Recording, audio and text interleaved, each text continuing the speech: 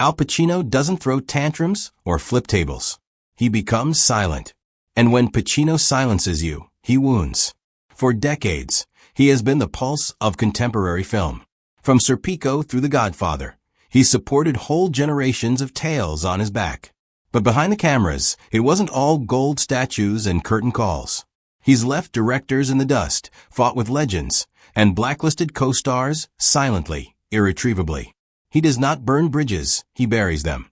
Dog Day Afternoon, Scent of a Woman, Heat. Pacino's performances are not only intense, they're explosive. But when the chemistry turns bad, that fire burns out. And, as opposed to some actors, Pacino does not send in PR cleanups. If you ended up on the list, you're not coming off it. He worked with De Niro, Nicholson, Brando, and Walken. But not all of them were left unscathed.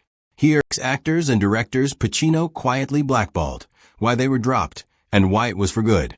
Stay with us, because the final name on this list is so raw that even the director won't speak about it. Number 1, William Friedkin. Al Pacino's initial major directing collaboration since the Godfather trilogy was with Friedkin on Cruising in 1980. A seedy descent into New York's underside. It started out as artistic synergy, but broke down into professional disdain. Friedkin, fresh from the French Connection, assumed Pacino would arrive rehearsed, disciplined, and ready. Pacino came in late, unrehearsed, improvising in ways that contradicted Friedkin's demanding approach. The director later called him unprepared and disrespectful to the material. Pacino, strong-willed and visceral by nature, resented Friedkin's rigid control. He refused direction, insisting he knew his character better than anyone. Reports say Friedkin grew so exasperated he nearly fired him multiple times. He later remarked, "Pacino was the biggest disappointment I've worked with." That line wasn't an anecdote, it was a verdict. The tension on the set was palpable. Arguments at midnight, hours of silence, an environment in which respect cracked irreparably. Pacino never went back into Friedkin's arms, and Friedkin never made overtures. Nowadays, critics recall Cruising for its cult influence, not the breakdown that jeopardized any subsequent collaboration. Pacino went on to directors who offered him latitude, and Friedkin went on without him. In Hollywood, collaboration is blood. But when egos clash, a partnership can perish overnight. Number 2, James Foley. When Glengarry Glen Ross opened, Pacino's performance was widely praised as being raw, brittle, and bristling with energy. But off-camera, his partnership with Foley was anything but smooth. Foley, the man notorious for precision and discipline, soon found himself intimidated by Pacino's volatility. Pacino would change tone in the middle of a take, abandon scripted lines, and fight against repeating scenes exactly the same way twice. Foley would later call it draining, a back-and-forth pull between control and anarchy. One crew member remembered, Foley needed tension. Pacino craved fire. That balance came close to shattering the set. The on-screen result was undeniable, but neither man wanted it again. Pacino, who tends to work with directors he admires, never collaborated with Foley again. Foley, meanwhile, remained diplomatic, but when questioned in an interview whether he would work with Pacino again, he merely smiled tightly. There was no public spat, but the silence was deafening. For Pacino, when the beat's not right, he doesn't struggle to rectify it. He just walks away. Number 3, Marlon Brando. When Pacino secured the role of Michael Corleone in The Godfather, his life was altered. It also put him in close proximity with Marlon Brando, a man he admired but also secretly envied. In front of the camera, their chemistry was legendary. Behind the camera, things were complicated. Brando was a legend before he even arrived on set, and when he was late for rehearsals, improvised dialogue, or argued with Francis Ford Coppola, the studio turned a blind eye. Pacino, who was still an unknown, was not treated as leniently. The double standard hurt. The tension mounted during award season when Brando took home the Best Actor Oscar, while Pacino, having done much of the heavy lifting in the film, was only nominated for supporting actor. Feeling snubbed, Pacino boycotted the whole ceremony. Afterwards, he confessed, "I didn't think it was right. I was in that movie more than he was." It wasn't a grievance. Bitterness was the fissure in a thin respect. Pacino and Brando separated over time. They never collaborated on screen again.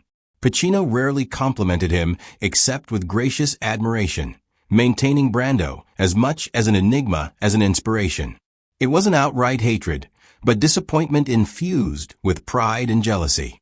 In Hollywood, better is sometimes said in silence than in scandal.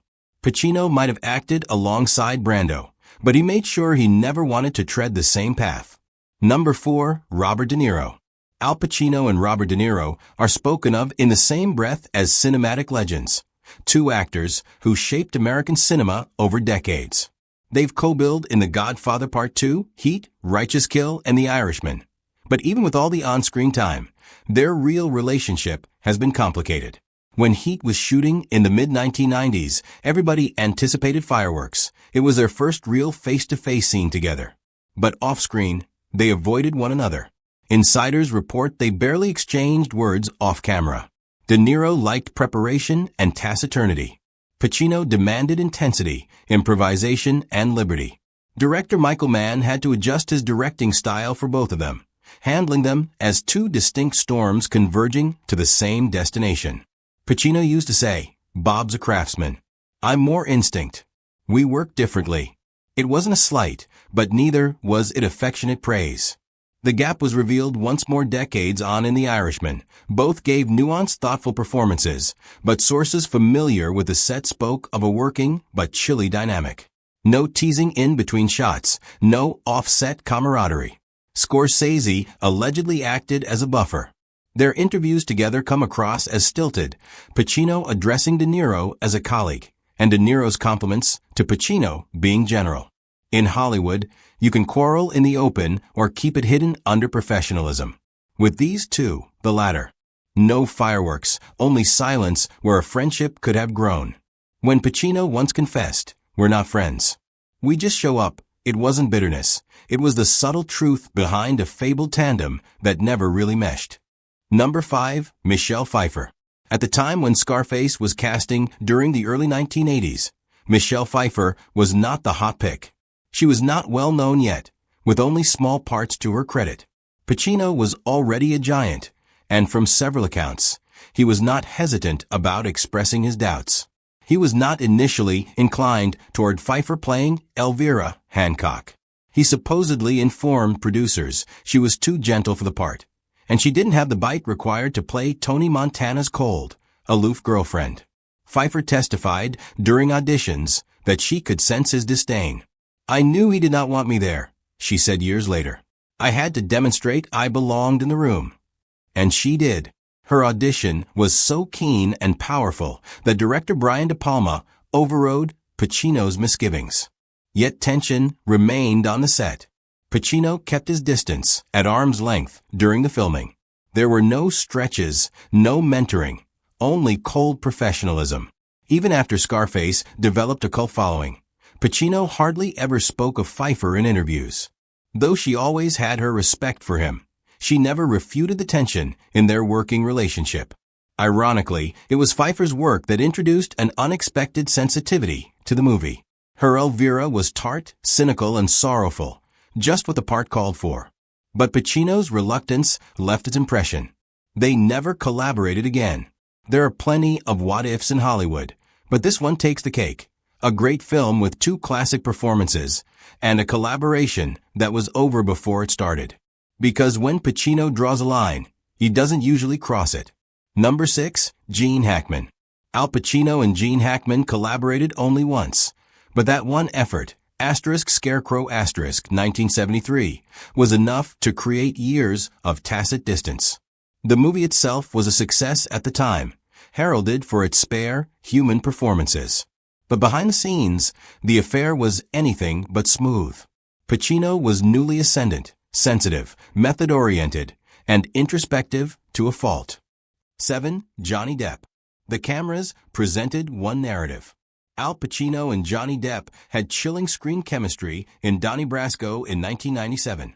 On the screen, the two actors appeared to be the best of pals, two men who could do nothing without the other, and whose allegiance to one another was the only thing standing between them and certain ruin.